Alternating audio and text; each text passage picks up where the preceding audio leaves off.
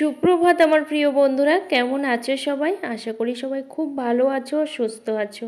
এখন বাজে ওই 5:30টার কাছাকাছি, এখনও 5:30টা বাজেনি। কারণ এখন থেকেই দেখো আমি আমার ব্লগটা স্টার্ট করলাম। আর এখন নিয়ে চলে এসেছি পুকুর পাড়ে হাঁড়ি বালতি এইগুলো। কারণ পুকুরের জলে না অক্সিজেন নেই, যার জন্য মাছ মরে যাচ্ছে।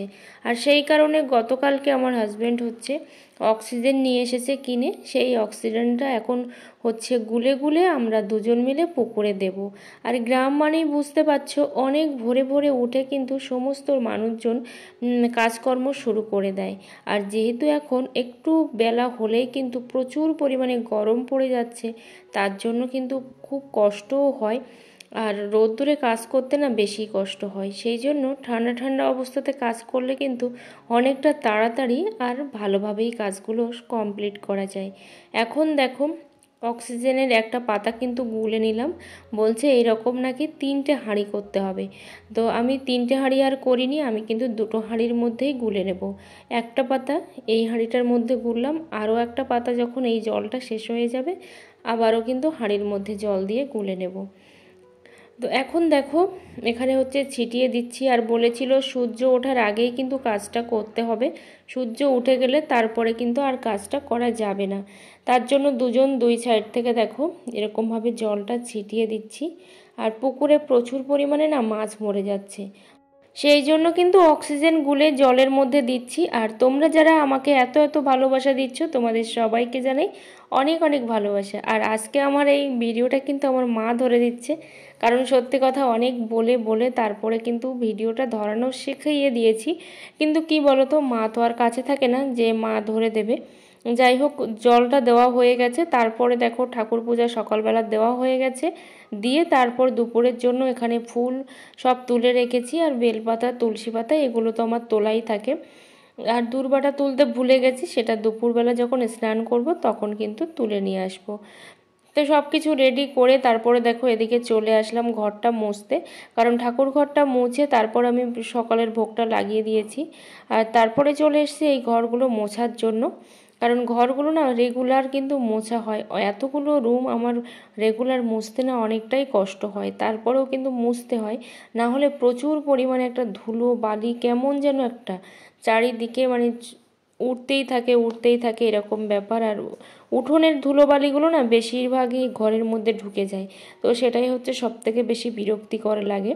যাই হোক, দেখো ঘর বাড়িটা মুছে নিচ্ছি। আর খাটের নিচে আলুগুলো দেখতে পাচ্ছ, এই আলুগুলো না বাগানের আলু।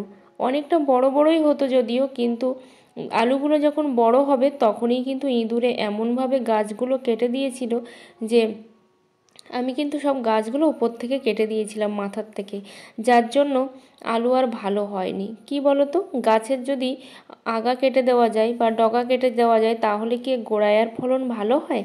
তো সেরকমই আলুর যখন গাছ কেটে দিয়েছি তারপর থেকে কিন্তু আর আলু হয়নি।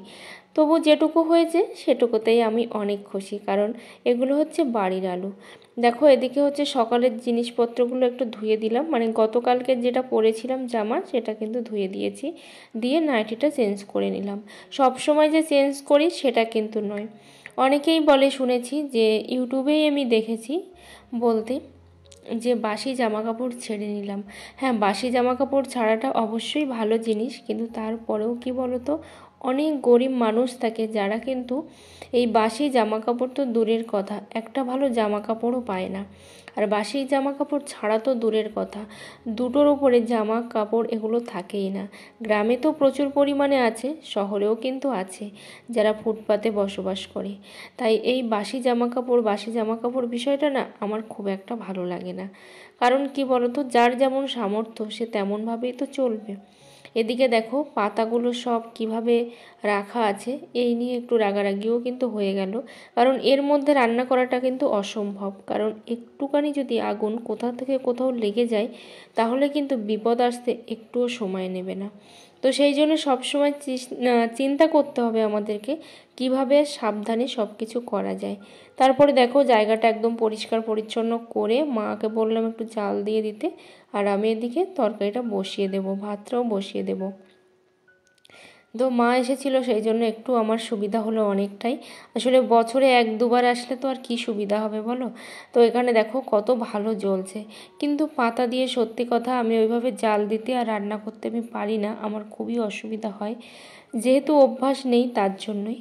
কিন্তু তাই বলে যে একেবারে পারবো না সেটা কিন্তু নয়, কিন্তু অসুবিধা হয়ই আমার একটু।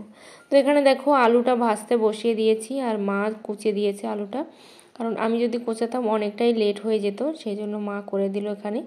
আর এই আলু দিয়ে মানে আলু ভাজা আর ডাল হচ্ছে আমার হাজব্যান্ড ভীষণই পছন্দ করে, তার জন্যই কিন্তু আলুটা ভাজা হচ্ছে, না হলে হতোই না। যাই হোক, এইভাবে কিন্তু আমি ইউটিউবে ভিডিওগুলো দিই। আর তোমরা যারা ভাবছো ইউটিউবে ভিডিও করা ছেড়ে দেবে, তাদেরকেই বলবো যে ইউটিউবে ভিডিও করা ছেড়ো না। আজ তোমাদের ভিউজ আসছে না, কাল কিন্তু আসতেই পারে। যখন আমার এই চ্যানেলটা একদমই নতুন ছিল, আমি কিন্তু ভিউজের দিকে তাকাইনি, ভিউজের কথা ভাবিনি, রেগুলার কিন্তু আমি কন্টেন্ট আপলোড করে গেছি। আর তার ফলে কিন্তু ভালোই একটা রেসপন্স আমি পেয়েছি। কিন্তু তারপর যখন আমার চ্যানেলটা মনিটাইজড হলো, আমি যখন অসুস্থ হয়ে পড়লাম, তো তারপর থেকে কিন্তু আমার চ্যানেলটা আস্তে আস্তে আস্তে আস্তে কিন্তু গ্রোথটা একেবারেই কমে গেছে। সেটা আমার ভুলের কারণেও গেছে, কারণ আমি তো ভিডিও আপলোড করতে পারিনি সেই কারণেই। কারণ ইউটিউব এমন একটা প্ল্যাটফর্ম বা যে কোনো সোশ্যাল মিডিয়া এমন একটা প্ল্যাটফর্ম, এখানে তুমি যত অ্যাক্টিভ থাকবে তোমার ভিডিও কিন্তু ততটাই ভালোভাবে র্যাঙ্ক করতে পারে।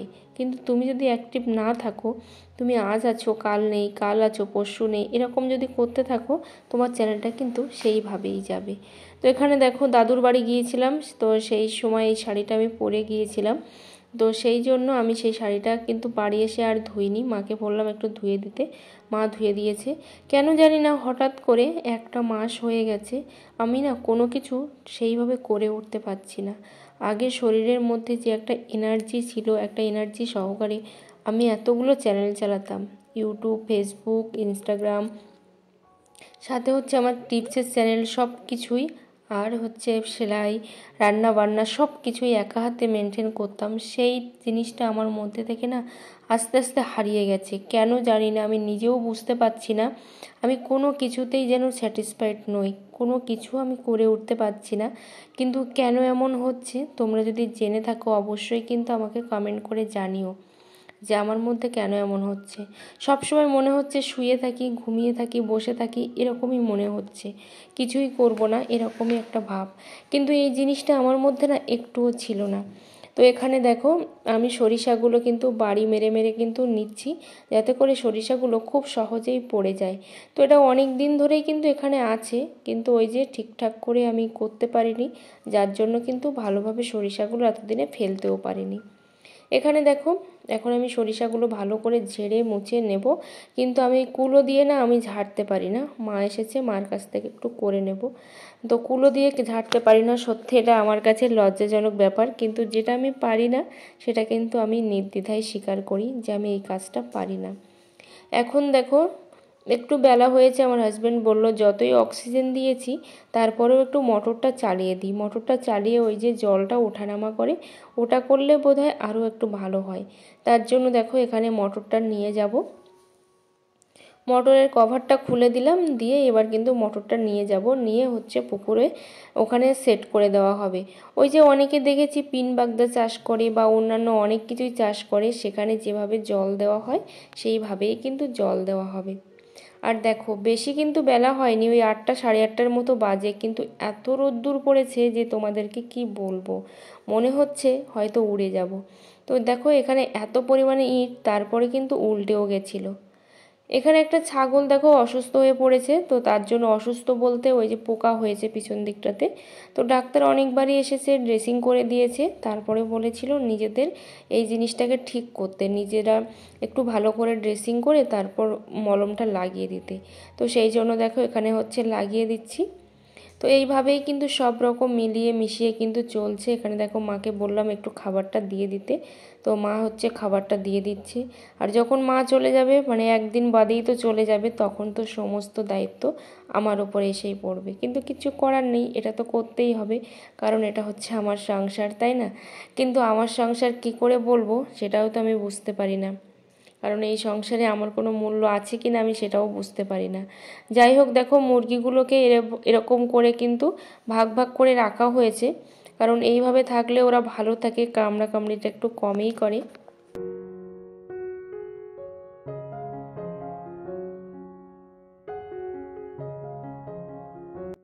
যারা ইউটিউবে এসেছো তাদেরকে একটাই কথা বলবো, তোমরা এখানে এসেছো সবই ঠিক আছে, কিন্তু এই ভুলগুলো তোমরা কখনোই করো না। একটা টাকাও কিন্তু এখানে তোমরা ইনভেস্ট করবে না। একটা টাকা বলতে তোমরা হচ্ছে একটা দুটো জিনিস কেনো, কিন্তু খুব বেশি জিনিস কেনার প্রয়োজন নেই তোমাদের। তো এখানে দেখো আমি ব্লাউজের পিসগুলো নিয়ে বসেছি, আমার 9টা ব্লাউজ আছে এখানে, মানে 9টা ব্লাউজের পিস। আর এটা হচ্ছে কাস্টমারের কাজ। সত্যি অনেক দিন কোনো কাজ ছিল না, মনটা খুব খারাপ লাগছিল, হাতে টাকা পয়সা একদমই ছিল না। তো তারপরে হঠাৎ করে না, হয়তো ভগবানের আশীর্বাদ, হঠাৎ করে চলে আসলো কাজগুলো। যদিও আমি খুব কম রেটেই কাজগুলো করি, 170 টাকা এরকমই দিয়েছে, মানে দেবে। তো সেই হিসাবেই কিন্তু আমি কাজগুলো করব, কিন্তু তারপরেও না একটা মনের মধ্যে শান্তি আছে যে 170 টাকা করে হলেও 1000 টাকা তো আমার হবে, সেটাই হচ্ছে আমার কাছে অনেক বড় কথা। আর সাথে সাথে তো লাইলিনের দামটা আছে, তারপর নিজের পারিশ্রমিক আছে, এগুলো তো আছে, এগুলো বাদ দিয়েই তো 1000 টাকা আমার আসবে, সেটাই হচ্ছে আমার কাছে অনেক বড় পাওনা। কারণ সত্যি কথা, নিজে কিছু করতে পারলে না অনেকটা ভালো লাগে, সেটা 2 টাকা হোক কিংবা 4 টাকা হোক।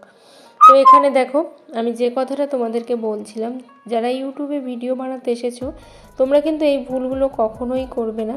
তোমরা যে লাখ লাখ টাকা খরচা করবে বা হাজার হাজার টাকা খরচা করবে, এই জিনিসগুলো একদমই ভাববে না। কারণ ইউটিউবে এসেছো শুধুমাত্র হাতে একটা স্মার্টফোন থাকলেই হবে।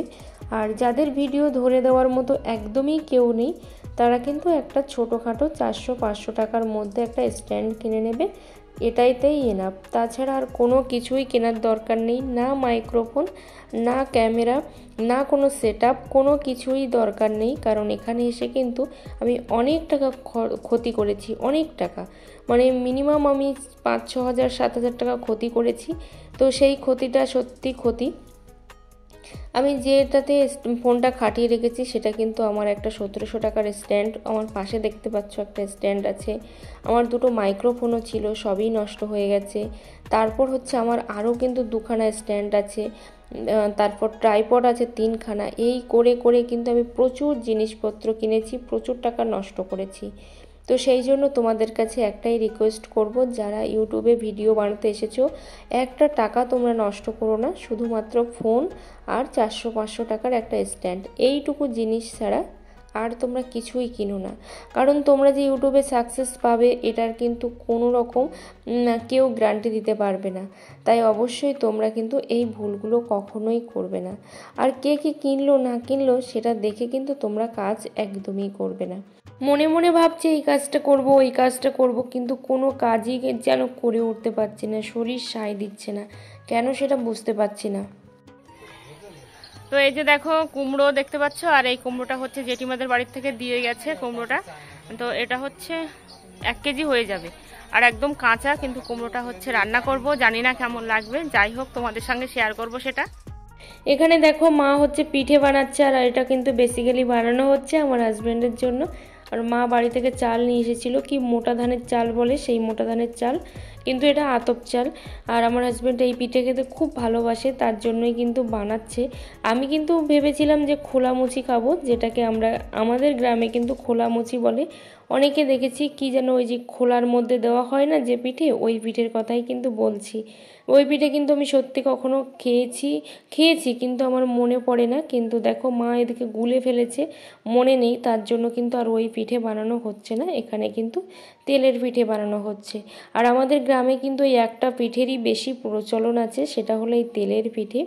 তো মা ওদিকে পিঠে বানাচ্ছে, আর আমি এদিকে দেখো কি কি নিয়ে এসেছে আমার হাজব্যান্ড বাজার থেকে, সেটাই কিন্তু এখন দেখবো। এখানে দেখো এনেছে একটা পাস্তা, তারপর বিস্কিটের প্যাকেট, সাথে হচ্ছে ছোলার ডাল, ছোলা এইগুলো নিয়ে এসেছে। আমি গতকালকের আগের দিন কিন্তু আমার হাজব্যান্ডকে বলেছিলাম যে তুমি একটু ছোলার ডাল নিয়ে আসবে, কিন্তু এনেছে কি জানো তো, দেখি মুসুর ডাল এনেছে। তাহলে ভাবো যে কীরকম মাথা, যে ডাল আনতে বলেছি তার বিপরীত ডালটা এনেছে। যদিও আমি সব ডাল সেইভাবে চিনি না, তো দেখো এখানে বেঁধে বেঁধে রেখে দিচ্ছি। আর এখানে পাস্তার প্যাকেটটা আমি কাটবো, কারণ এখানে পাস্তাটা ঠিক কেমন দেখতে লাগছে সেটা আমি দেখার জন্যই কিন্তু কাটছি। যাই হোক, পাস্তাটা এখন কেটে নিচ্ছি। আর তোমরা কে কে খেতে পছন্দ করো অবশ্যই কমেন্ট করে জানিও। ভিডিওটা যদি একটুও ভালো লেগে থাকে অবশ্যই একটা লাইক কমেন্ট করো। চ্যানেলে নতুন বন্ধু হয়ে থাকলে সাবস্ক্রাইব করে